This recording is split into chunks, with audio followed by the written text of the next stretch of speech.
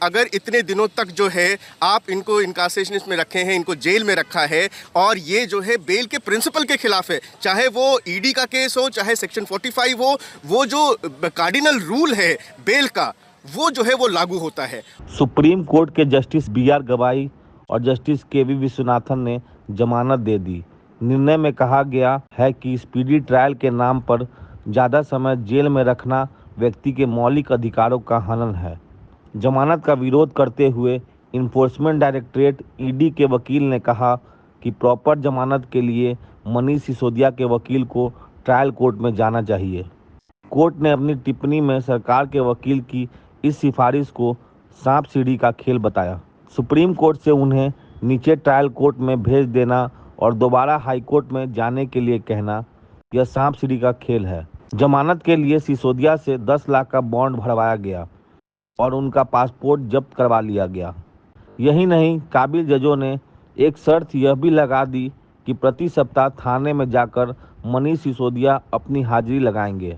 17 महीने के जेल के बाद मनीष सिसोदिया की रिहाई को आम आदमी पार्टी के लोग जश्न के रूप में ले रहे हैं। दिल्ली के शिक्षा क्रांति के जनक मनीष सिसोदिया को, जिनको एक झूठे केस में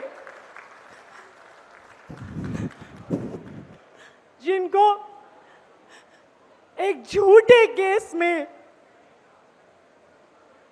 17 महीने तक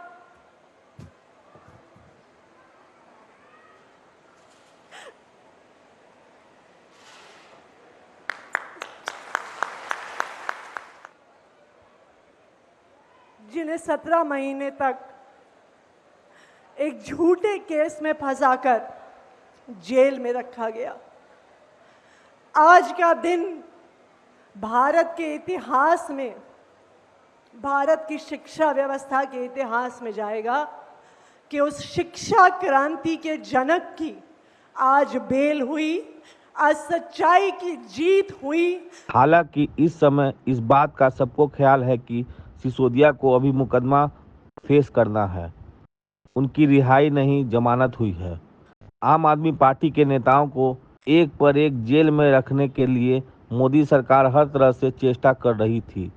भारतीय जनता पार्टी के लिए यह एक झटका ही है। सुप्रीम कोर्ट ने बहुत सारी बातें ऐसी करी हैं जिससे कि ये लगता है कि ईडी का जो जांच की प्रक्रिया है उस पर भी सवाल उठाए। उन्होंने कहा है कि जब आपके पास दस्तावेज मौजूद हैं तो टेम्परिंग का कोई मतलब नहीं बनता। अगर इतने दिनों तक जो है आप इनको इनकासेशनिस्ट में रखे हैं, इनको जेल में रखा है और ये जो है बेल के प्रिंसिपल के खिलाफ है, चाहे वो ईडी का केस हो, चाहे सेक्शन 45 हो, वो जो कार्डिनल रूल है बेल का, वो जो है वो लागू होता है। और इस बात को ध्यान में रखते हुए कि ऑलरेडी जो है 17 महीने का जो है जेल ऑलरेडी मनीष सिसोदिया जी काट चुके हैं, तो सुप्रीम कोर्ट ने ईडी के तमाम दलीलों को खारिज करते हुए मनीष सिसोदिया जी को बेल ग्रांट किया है। और ईडी ने ये भी, और सुप्रीम कोर्ट ने ये भी कहा है कि जो इन्होंने बयान दिया था कोर्ट में ईडी ने कि ट्रायल जो है वो खत्म हो जाएगा 6 से 8 महीने में, ये बिल्कुल सरासर ऐसा लगता नहीं है। और ईडी ने कहा है, सुप्रीम कोर्ट ने ये भी कहा कि 463 गवाह हैं और लगभग 60,000 पेजेस की जो है दस्तावेज हैं,